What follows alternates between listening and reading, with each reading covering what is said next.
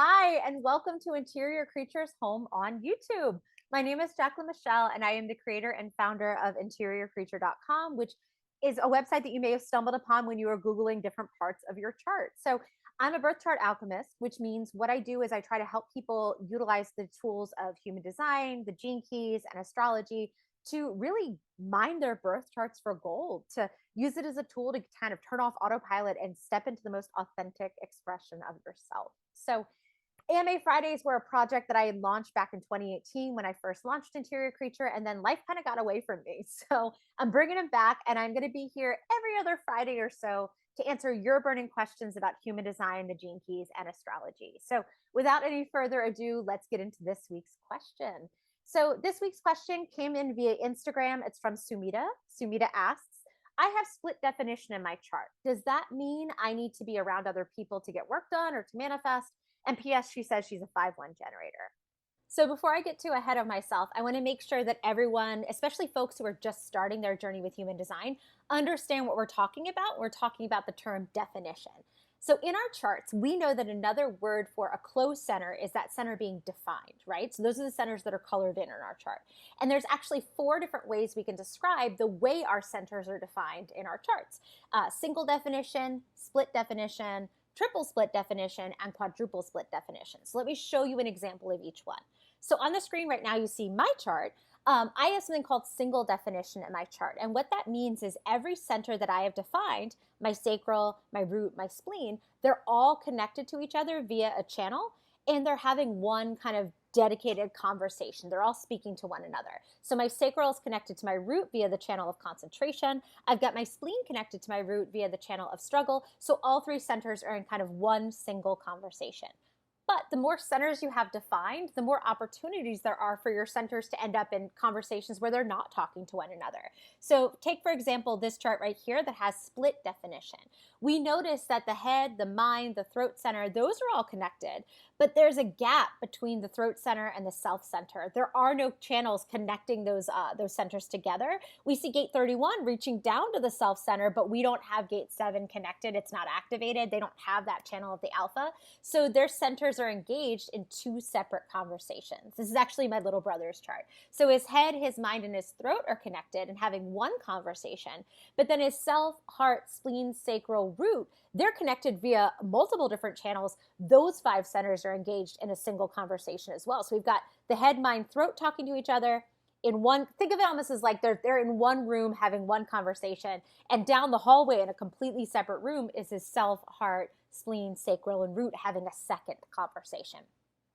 Again, more centers we have defined, more opportunities we have for splits in our definition. There's also something called triple split definition. This is my friend's partner. He's got his mind and his throat defined, and they're kind of having one conversation. And then down in his cradle, he's got his spleen connected to his root, and he's got his sacral connected to his solar plexus. But you'll notice that between the sacral and the root center, we've got activated gates, but they're hanging. They're not in a full channel. So he's got 3 separate conversations happening in his chart: mind to throat, spleen to root, sacral to solar plexus. It's almost like having 3 separate rooms with 3 separate conversations taking place. And finally, this is pretty rare, but it does happen, quadruple split definition, where we've got 4 separate conversations happening in the chart. So in this chart on the screen, we see a head to mind. We see the throat then is connected down to the spleen and the sacral. They're having a second conversation. The self is having a third conversation with the heart center. And then we've got the solar plexus connected down to the root. So the way that I answer Sumita's question is really going to depend on how split your definition is and whether your major decision-making centers are actually engaged in a conversation together at all. Now, unfortunately, Sumita did not send me her chart, but that is totally fine. I am a nerd, and I have run a ton of artists and historical figures and celebrities charts. So I pulled one that's also a generator that has split definition. So we're going to use Andy Warhol, the famous artist. We're going to use his chart today as just our example. Okay, so Sumita was asking about whether she needs to bring herself to single definition to work effectively or to manifest effectively. So to answer that question, I want us to look at the roles that our centers play in work and in manifestation, and then we'll kind of bring it back to definition. So we've got 4 potential sources of physical energy in our chart, and each one of them plays a slightly different role. So we're going to start with the sacral. That is something Andy Warhol, Sumita, and I all have in common. Being generators, we have our sacral center defined. The sacral, think of it like the battery that powers your day. It's your energy for work, play, sex, creation, anything you're going to physically do. The sacral gives you the energy to do it, provided that it's something that your sacral is like, yes, I get to give my energy to that thing. If it's something we have to do, our sacral is a little bit more reluctant to give us that energy. It will begrudgingly until it kind of starts, slamming on the brakes. But anyway, those of us who have a sacral that's defined, generators and manifesting generators, we have consistent access to that physical energy, right? Reflectors, manifestors, projectors, you don't have that defined in your chart. Doesn't mean you don't have any physical energy. It depends on what other centers, if you're a manifestor or projector, that you have defined. You might be getting energy from your heart, your solar plexus, or your root, but you have less consistent access to that sacral. And sometimes it does kind of behoove you to get around other people to get at more consistent access to that physical work energy. Okay, but that's only one of 4 potential energy/motor centers that we have in our chart. Another one is the root center, which Andy Warhol and I both have in common, and that's probably where our commonalities end. But anyway, we both have that activated in our chart. The root is energy to navigate pressure, stress, timetables, workload, and it's more like a readiness to focus, a readiness to work, a readiness to get started and take action. There's 2 other centers that Andy just doesn't happen to have defined in his chart. Andy, we're besties. I'm going to call him Andy as if we know each other or knew each other. Obviously, he's no longer with us. Anyway, that's the deal with historical figures. Sometimes they're just, they're not around all the time. Okay, so the heart center is the energy to follow through, and it's the energy of desire. So energy of commitment, energy of desire. Andy Warhol having that open in his chart, like the vast majority of folks, actually the vast majority of us have that center open. We don't have consistent access to that physical energy to kind of fuel our work or our manifestation, but folks who have it closed do. That could be one of their energy centers in their chart. And then finally, the most powerful of any center anyone can absolutely have defined is or potentially have defined, is the emotional solar plexus. The solar plexus in human design governs our emotional energy. If you've ever had a really big argument or a really intense cry and then you felt like you needed a nap afterwards, this is why. The emotional energy is both physical, kind of spiritual, emotional, mental. It's all the different types of energies kind of combined together. Again, if Andy Warhol had this defined in his chart, this would also be a sense of, or source rather, of potential energy to kind of get stuff going if he, say, was emotionally invested in the thing that he was trying to kind of bring forth, right? So typically these 4 centers are going to be our physical fuel each day to kind of get up and go and give our energy to things. So Andy, again, he has consistent access to 2 of the 4. So we're really going to rely on that sacral and that root to kind of power him through his day. So now getting to Sumita's question, now that we know the roles that our centers play in physical energy, is single definition needed for different tasks? So for work, in Sumita's case and Andy Warhol's case, probably no. I mean, she has consistent access to her sacral, Sumita said, being a generator. I know Warhol, for example, has that sacral and that root. He's got consistent access to physical energy to navigate pressure and stress. He probably doesn't need to be around others to, get up and go and get started and get working. That said, if the task he was working on had to do with his physical integrity, like his ethics, his morals, his values, that's the realm of the self-center. And so if there were specific projects where he really did need to kind of keep checking in with his authenticity, his integrity, whether the project felt in alignment with himself, I would actually say, yeah, he probably does want to bring himself to single definition. But generally, for tasks that are just like things we need to get done, if you're a generator, you've got your sacral defined. If you have split definition, you probably don't necessarily need to bring yourself to single definition to work effectively. Now, for manifestation, the answer is maybe. Again, for the same reason I kind of talked about the self-center a moment ago. If you have your self-center defined in your chart, that's another beautiful source of intuitive intelligence. It lets you know whether things feel in alignment with your ethics, your morals, your values. So say Andy Warhol, we're going to pretend that he's into manifestation. It's back in the 60s, and he's trying to maybe manifest a gallery in which to show his artwork, right? And we know, again, if you know anything at all about art history, an I do because I'm a giant nerd. One of the things that Andy Warhol did was he kind of basically started the pop art movement. He was one of the kind of fathers of that movement. He took graphic design and commercial art and kind of elevated it into this kind of quote unquote high art category, right? So say he's just kind of started doing that and he's looking for a gallery to show his work. He's probably going to want to check in with his integrity to make sure the gallery is the right space to be, promoting him and getting his work in front of the right people. So for him, for manifesting, that right gallery fit, he might actually want to bring himself to single definition. And I'm going to tell you how to do that in a minute. But for manifestation, specifically because he's got his self-center defined, yeah, you want to bring yourself to single definition to make those kind of judgments. If you don't have your self-center defined in your chart, you want to think about all the other decision-making centers that you have. Say you have your spleen defined, and that's not connected to your central, sacral.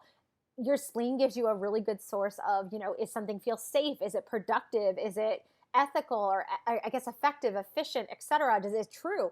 You'd probably want that input from the spleen to be in conversation with your sacral. And that's all we mean when we talk about bringing our centers to single definition. We want to try to get around people who have the energies that can basically connect our centers that aren't connected together to get a clear kind of one single conversation happening in our body, right? So for manifestation, maybe. I mean, again, if you've got another decision-making center defined that's not connected to your sacral, yeah, I'd probably want to connect them in conversation before making big decisions. Again, for minor decisions, minor decision-making, I normally tell people to just go with your authority unless you have a significant amount of centers in another circuit that are also decision-making and might influence that specific decision's outcome. So for example, say Andy Warhol is trying to make a minor decision. He's got 3 different galleries that have come to him and said, hey, we all want to show your work. The sacral might get really excited at the prospect of having a home for his artwork. But again, he might want to bring that self-center on board to make sure he's picking a gallery that's going to represent him well, that he's going to be proud to show, and that's going to feel ethically aligned with his, his sense of self in that way. And then finally, for major decisions, yes, if it's a massive decision that's going to include or I guess require time, energy, money, resources, that seems like a really big investment, you absolutely want to bring yourself to single definition, because it's hard to move forward if you feel like part of you is saying no and part of you is saying yes. What bringing yourself to single definition does is basically puts your defined centers in one kind of consolidated conversation. And what's cool about our centers is once we put them in one conversation, they back each other up. One no is a collective no. But once they're in the room together and having that one coherent, cohesive conversation, you're going to get a really strong full body yes or full body no, because they're all backing each other up. So to kind of move forward, I want to give you a couple examples of whether or not it's important to kind of bring this chart to single definition to make decisions or to manifest or not. So example number 1 on the screen, we've got the head and the mind defined. We've got the sacral, the solar plexus root defined. This is a split definition emotional generator. In this case, one of the basic tenets of human design is we want to get out of the brain and drop into the body. We know that our head and our mind center are so flexible, they can convince us of literally almost anything. So in this case, I would almost tell this client, if they're like, do I need to bring myself to single definition? I would say no, because you don't have any of your potential decision-making, quote unquote, authority centers defined.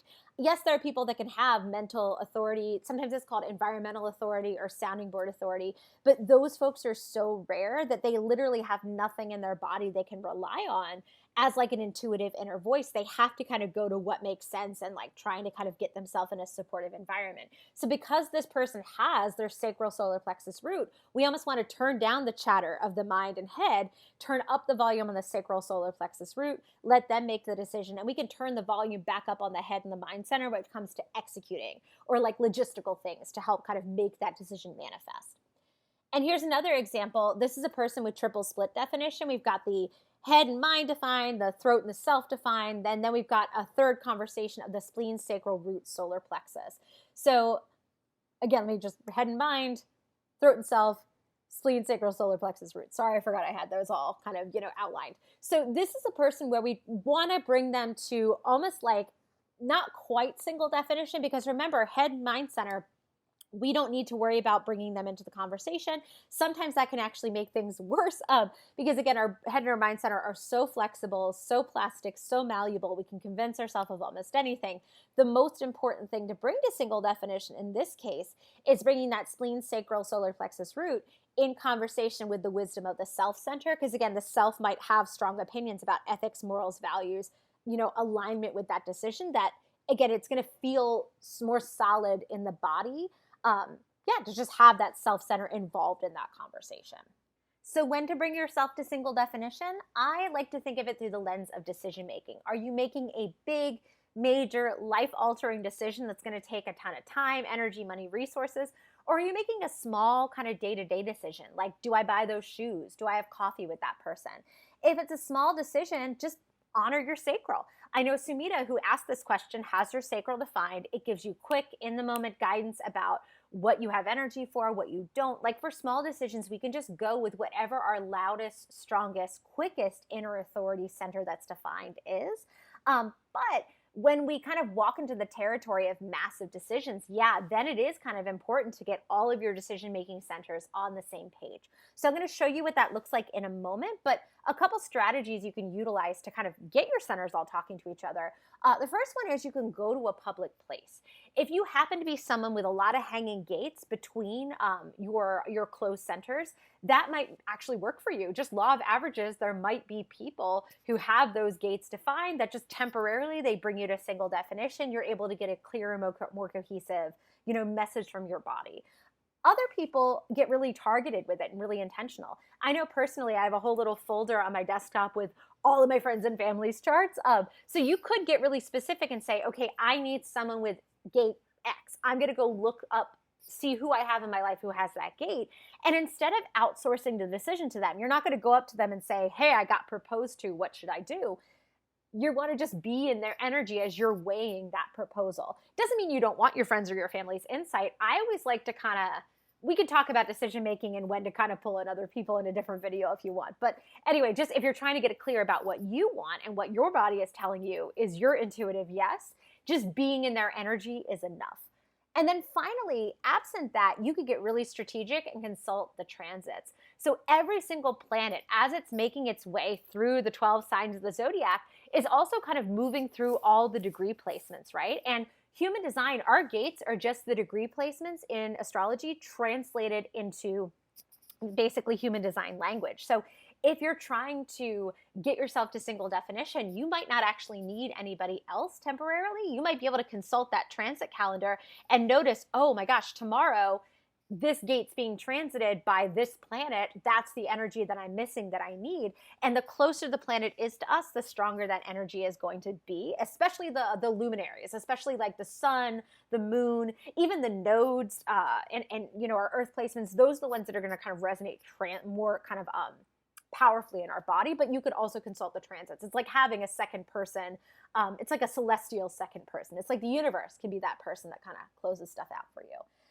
Okay, so I want to show you how this works. So in this chart that's completely defined, that's almost completely defined, remember this person had triple split definition. We're trying to bring that throat self into communication with the spleen, the sacral, the root, and the solar plexus. So this person would need to get around someone who's got, say, gate 15, which is at the bottom of the self center. That would temporarily give them that channel of rhythm, that would bring them to single definition. They'd be able to, have that cohesive, self, spleen, sacral, solar plexus, root all on the same page. Another option, getting around somebody with gate 57, that would also bring them to single definition. Or anybody who had the channel of discovery or the channel of the beat, those channels would bring them to single definition. Now, you don't need all of them. You literally just need either one channel or one gate. In this case, that would bring that chart to single definition. Here's another example. We're trying to bring the throat self sacral in connection to the solar plexus and the root. Well, if this person was hanging out with me, I could bring them to single definition really easily. I have gate 6 activated. Gate 6 reaches out from the solar plexus to the sacral. It's that missing gate and that potential channel of mating because they have gate 58 or 59 rather. That would bring them to single definition. They could also hang out with somebody who has gate 3, that channel of concentration or that channel of maturation. That would bring them to temporary single definition. And since y'all know I can't just half answer a question, I wanted to also address just the idea of work and other things to look at in your chart that can give you insight into whether you need to work alone or work alongside other people. And so those two elements are your head and your root center. So folks with an open head center, remember the head governs focus, attention, and inspiration. So like what gets our focus? How much attention does that thing get? How do we handle being inspired? If you have an open head center like me, because that's the way my chart presents, you're going to be more influenced and susceptible to be stimulated by all the stuff that's going on around you. Like personally, I know when I used to work in a corporate space, I did much better when I had an office. When I was working in like an open cube farm with like glass everywhere and just like people sitting right next to me, I had a really hard time concentrating on what I was supposed to be doing because there was just too much stimulus going on around me. So a lot of the clients that I've worked with have shared that when they have that open head center, it means sometimes we're easily stimulated, which can translate to being easily distracted. So in that case, I actually thrive working from a home environment where I can decide like what my environment looks like and feels like. I try to keep it calm and quiet and uncluttered. Meanwhile, folks with a closed head center are much better at naturally just filtering out what doesn't need their attention. Now, it doesn't mean that they're perfect at it. Like some folks with a closed head center might also prefer a calmer, quiet environment for other reasons. Some might actually prefer a higher stimulus environment. My roommate in college had her head center closed. And oh my goodness, she would turn on, this just tells you how old I am. She would pull out her VHS copy of like all the different seasons of the Golden Girls, and she'd put in a video, and she'd put on one of the seasons of the Golden Girls, and she would put on her Discman and listen to the Grateful Dead. Like she had this Grateful Dead anthology and just obsession. So I'd be trying to study on my side of the dorm room, and I'd hear B. Arthur and Jerry Garcia. It's like she couldn't focus unless there was something to kind of like focus through, if that makes sense. And I've definitely met a lot of folks with closed head centers who like to work in coffee shops or like to work in that office where there's just that kind of thrum of like and throbbing and pulse of people working, right? So again, everybody's a little bit different. Now we want to look at the root center. The root is how we handle pressure, timetables, workload, etc. I know folks with an open root center and folks with a closed root center respond to like projects and tasks and other people's kind of concerns and urgency in a different way, right? My closed root center, I'm a little bit better at staying anchored. So back when I used to work in an open office, I would get distracted maybe easily if someone came up to me and had a question, but my closed root center helped kind of anchor me if the thing they were asking me about was taking me off track or away from something that really needed my attention in the moment. My closed root kind of anchored me down in what I was meant to be doing. Whereas I know that can be very destabilizing for someone who has an open root center. The open root, when it feels pressure and urgency, sometimes it wants to like break that pressure filled thing down into as many components parts as possible and start solving it.